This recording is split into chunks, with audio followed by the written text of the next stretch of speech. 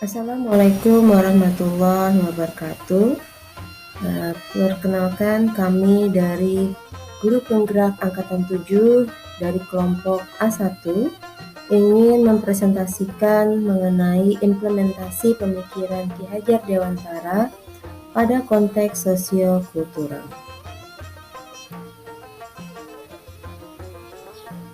Adapun anggota dari kelompok A1 CGP Angkatan 7 yang pertama adalah Irfan SPDGR dari SMA Islam Sabira Muhtadin Banjarmasin. Yang kedua, Bapak Zulfikar AC SPDI dari SDN Karangmekar 6 Banjarmasin. Yang ketiga, Ibu Hidayati Amali SPD dari SMA Negeri 2 Banjarmasin. Dan saya sendiri, Wardatul Jana SPD dari SMP Negeri 11 Banjarmasin, serta Bapak Indra Perdana dari SDN Pelayan Timur 6 Banjarmasin. Adapun fasilitator kami adalah Bapak Salimin dan pengajar praktik kami adalah Bapak Muhdi Harto.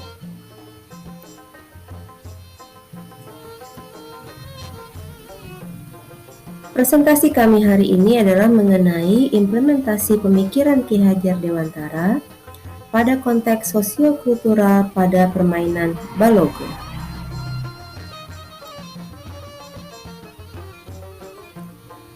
Menurut pemikiran KHD, ada 5 hal yang harus kita perhatikan mengenai pendidikan. Yang pertama adalah menuntun segala kodrat yang ada pada anak, sehingga anak dapat mencapai titik keselamatan dan kebahagiaan yang setinggi-tingginya. Yang kedua, pendidik diibaratkan petani yang menanam padi. Yang ketiga, pendidikan yang berupaya memenuhi kodrat tumbuh kembang anak. Yang keempat, budi pekerti atau watak karakter yang merupakan perpaduan antara gerak, pikiran, perasaan, dan kehendak, sehingga menimbulkan tenaga atau semangat. Yang terakhir adalah bermain merupakan kodrat anak. Nah, hal yang kelima inilah yang kami angkat menjadi implementasi pemikiran KHD, yaitu bermain sebagai kodrat anak. Dalam hal ini, kelompok kami mengaitkan pemikiran KHD tersebut dengan permainan Balogo. Berikut kami tampilkan ringkasan umum mengenai permainan Balogo. Permainan Balogo ini merupakan permainan kreatif yang juga berfungsi sebagai olahraga karena gerakan-gerakan yang dilakukan seperti ada berlari, berjalan, jongkok, berdiri, serta juga berjalan sambil jongkok. Permainan ini merupakan permainan tradisional asli suku Banjar di Kalimantan Selatan. Permainan ini banyak dimainkan oleh anak-anak, remaja, hingga orang dewasa. Saat ini, permainan Balogo selalu dimainkan bahkan dipertandingkan pada beberapa festival kebudayaan di seluruh Kalimantan, seperti Festival Budaya Erau Kutai Kartanegara, Tabalong Epic Festival, Festival Habaring Hurung, Festival Budaya Isen Mulang, Festival Budaya Banjar, dan juga dimainkan di Pekan-Pekan Kebudayaan Nasional.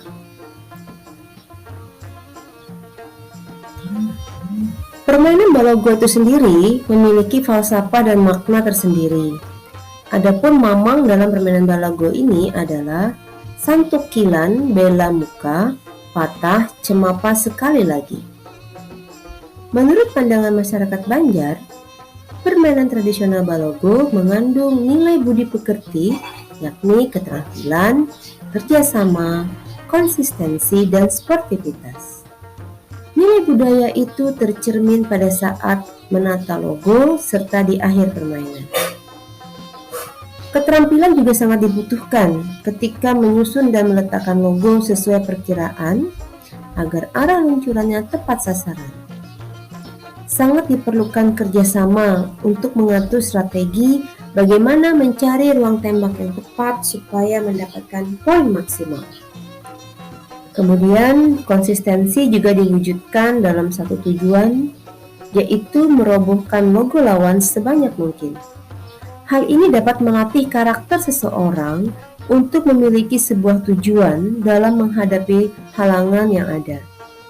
Terakhir, nilai sportivitas itu dapat diwujudkan dari kerelaan pihak yang kalah untuk dielus-elus dagunya.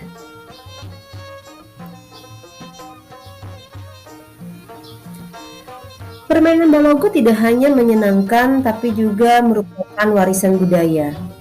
Permainan balogo juga mengandung mitos sekaligus filosofi yang luhur sebagai tradisi permainan yang diwariskan nenek moyang.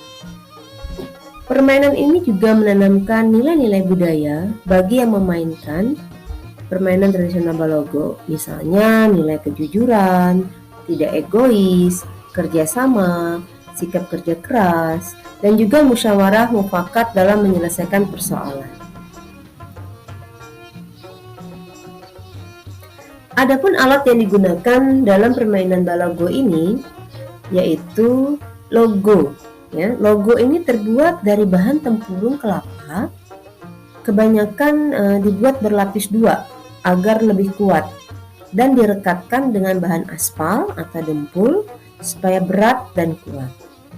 Ukurannya memiliki garis tengah sekitar 5-7 cm dan ketebalan 1-2 cm. Bentuk logo ini bisa bermacam-macam. Ada yang berbentuk layang-layang, segitiga, bidawang, atau bulat pipih.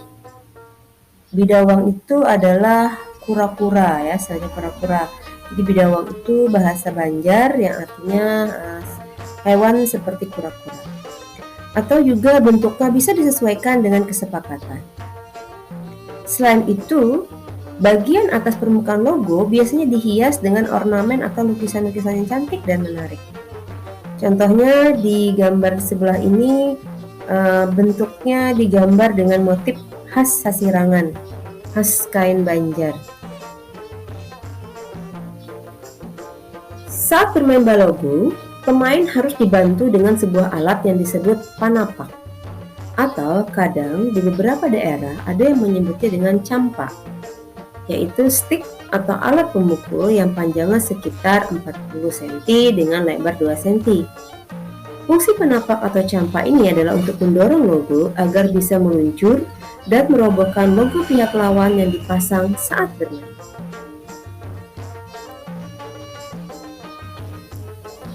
Adapun cara memainkan logo, ini bisa dimainkan secara 1 lawan 1 atau juga secara beregu. Cara bermain dengan beregu dengan 1 lawan 1 itu cukup berbeda. Jika dimainkan secara beregu, maka jumlah pemain yang naik atau yang melakukan permainan harus sama dengan jumlah pemain yang pasang atau yang memasang logo yang akan dirobohkan. Untuk jumlah pemain beregu minimal 2-5 orang. Nantinya, jumlah logo yang dimainkan sebanyak jumlah pemain yang disepakati dalam permainan. Cara memainkan balogo sangat mudah, mirip perpaduan antara golf dengan karambol. Mula-mula, pemain meletakkan logo pada jarak yang telah ditentukan dengan logo milik lawan. Logo sasaran tersebut diletakkan dan disusun secara tegak dan berjajar. Selanjutnya, ujung bawah panampak diposisikan di belakang logo. Bagian atas panampak digenggam dengan tangan kiri dan tangan kanan menepuk bagian bawahnya sehingga logo dapat terdorong meluncur ke arah logo lawan. Inti dari permainan ini adalah menjatuhkan logo lawan sebanyak mungkin sekaligus juga menghitung poinnya. Ketentuan regu yang paling banyak dapat merobohkan lawan itulah yang akan menjadi pemenang. Setiap pemain hanya memiliki kesempatan 2 kali dalam setiap ronde. Pada kesempatan pertama, jika seseorang pemain mampu menjatuhkan sebuah logo lawan, maka poin yang didapat akan digandakan sesuai posisi logo lawan tersebut. Namun, jika seorang pemain mampu mengenai langsung logo lawan di posisi paling terakhir, maka permainan pada ronde tersebut selesai.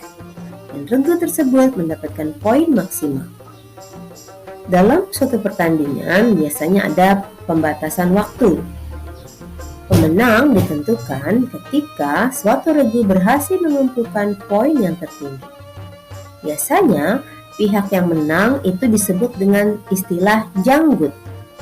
Dan pihak yang kalah harus rela dagunya dielus atau diusap pihak yang menang secara berulang sambil meneriakkan kata janggut, janggut.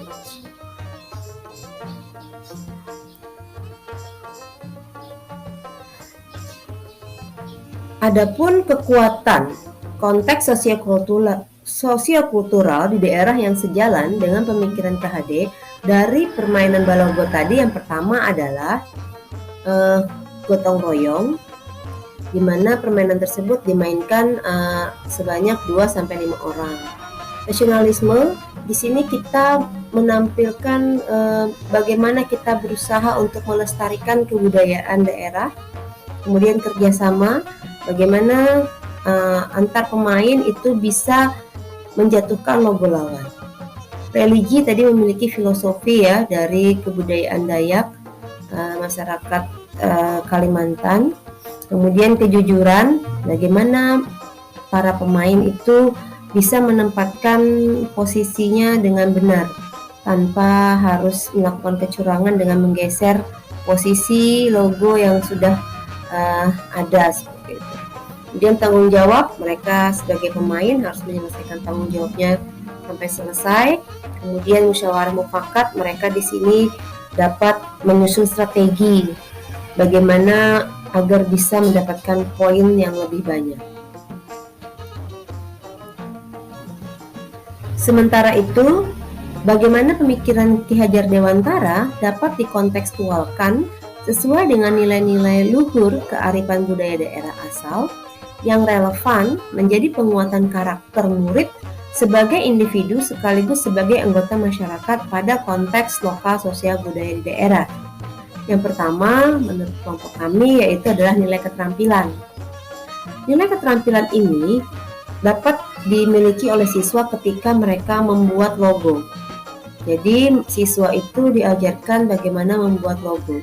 Dalam membuat logo ini diperlukan sebuah keterampilan atau keahlian yang cukup, karena tidak bisa sembarangan dalam membuatnya atau asal-asalan seperti itu. Selain itu juga keterampilan ketika menyusun dan meletakkan logo sesuai perkiraan agar arah luncurannya tepat sasaran. Yang kedua, nilai kerjasama. Kerjasama sangat diperlukan sekali agar mengatur strategi, mencari ruang tembak yang tepat supaya mendapatkan poin maksimal. Yang ketiga adalah nilai konsistensi, diwujudkan dalam satu tujuan, yaitu merobohkan logo lawan sebanyak mungkin. Hal ini dapat melatih karakter seorang siswa untuk memiliki sebuah tujuan dalam menghadapi halangan yang ada.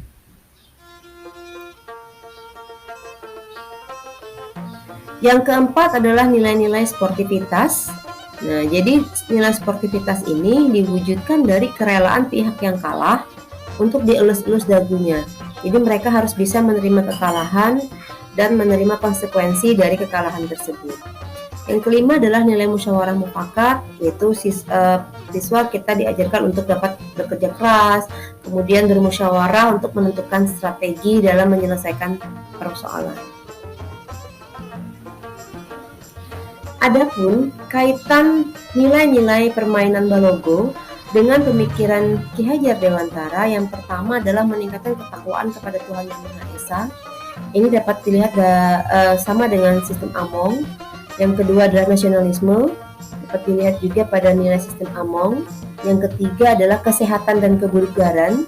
Ini merupakan pendidikan budi pekerti, yaitu olah tenaga. Kemudian yang keempat adalah melatih konsistensi, termasuk ke dalam budi pekerti, yaitu olah karsa. Yang kelima adalah membina sportivitas dan kerjasama, itu merupakan nilai budi pekerti.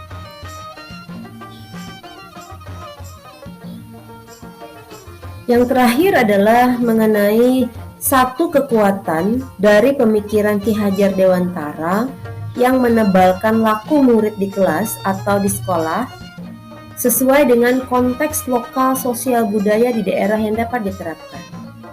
Dalam hal ini, kelompok kami memilih yaitu permainan anak sebagai alat pendidikan. Dengan metode pembelajaran yang menggunakan permainan, dikonsentrasikan pada pelajaran latihan panca indera. Segala tenaga dan tingkah laku lahir yang anak miliki besar pengaruhnya bagi kehidupan batin mereka. Maka dari itu, latihan panca indera adalah pekerjaan lahir untuk mendidik batin, yaitu pikiran, rasa, kemauan, nafsu, dan lain-lain. Selain panca indera, permainan anak juga dimasukkan pada pembelajaran di sekolah sebagai kultur atau budaya. Seperti halnya dalam taman siswa, terdapat kepercayaan bahwa dalam segala tingkah laku dan segala kehidupan anak-anak tersebut sudah diisi oleh Sang Maha Among, yaitu pemelihara, dengan segala alat-alat yang bersifat mendidik si anak. Sekian, terima kasih. Itulah hasil presentasi dari kelompok kami. Terima kasih atas perhatiannya. Wassalamualaikum warahmatullahi wabarakatuh.